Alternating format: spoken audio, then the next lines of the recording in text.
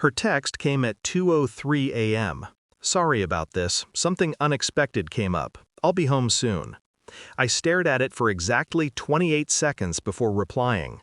"I know the name of your unexpected. It's Chris. Hope you enjoyed."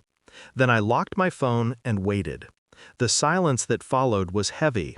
Not painful, just precise, a vacuum where love used to live.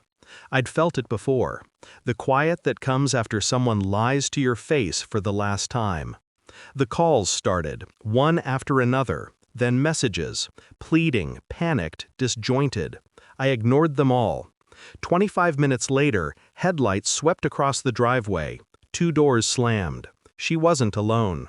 I watched from the window, her and a female coworker, talking too fast, too rehearsed. She was building an alibi on my lawn. That's when I knew she hadn't come home to apologize. She came to manage fallout. I turned off the lights and let her knock.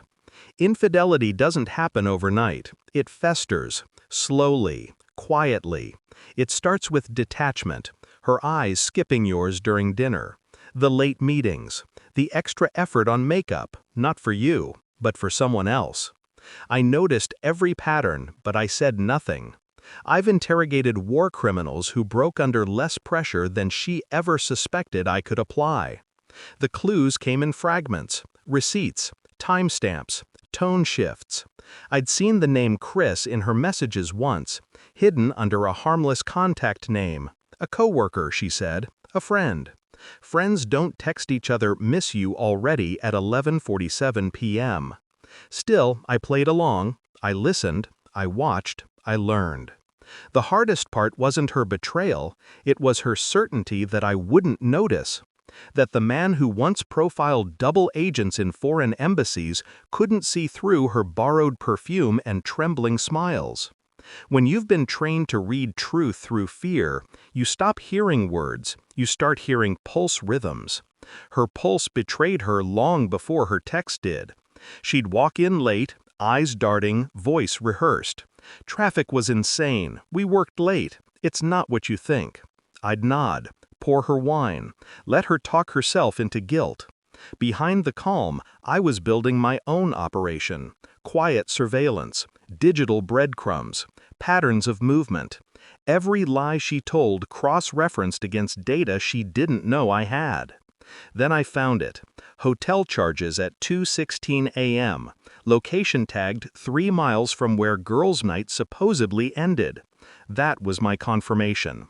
I didn't rage, didn't confront, I just waited for her next move. And at 2:03 a.m. tonight, she made it. When she finally got inside, she was crying. Not from remorse, from fear. Her coworker hovered near the door, uncomfortable, clutching her purse like a shield. "Please," my wife whispered, "it's not what you think. Chris is just unexpected," I finished for her. She froze. I didn't raise my voice, didn't accuse, just handed her my phone, open to a folder titled Routine Check. Inside were screenshots, GPS logs, call times, hotel footage, her name on a room registry beside his. Her coworker's face drained to chalk. She muttered something about not knowing anything and left, quickly. My wife stayed, shaking. "How long have you known?" "Long enough to stop caring," I said. That broke her. The sobbing wasn't guilt, it was realization.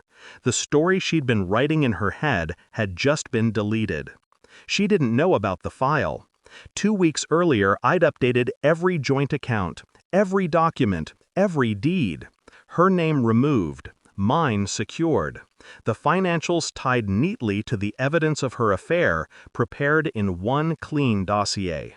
No yelling, no violence, just paperwork and timing. When she begged for another chance, I told her I already gave it, 18 months ago, the first night she lied. Tomorrow, the folder would arrive at HR. Inappropriate relationship with a subordinate. Company policy doesn't forgive that, neither do I. By sunrise, Chris would be jobless, she'd be alone, and I would finally sleep. I sat in the dark after she left, her perfume still clinging to the air, cheap and desperate. The house was silent, still, like a debrief room after confession. I realized something then.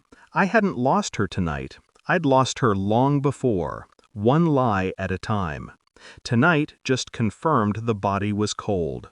People ask if betrayal hurts. It doesn't. It clarifies. Because once you see someone's truth, you can never unsee it. I used to think love was about trust. It's not. It's about who breaks first when the truth comes out. She broke. And me? I simply clocked out.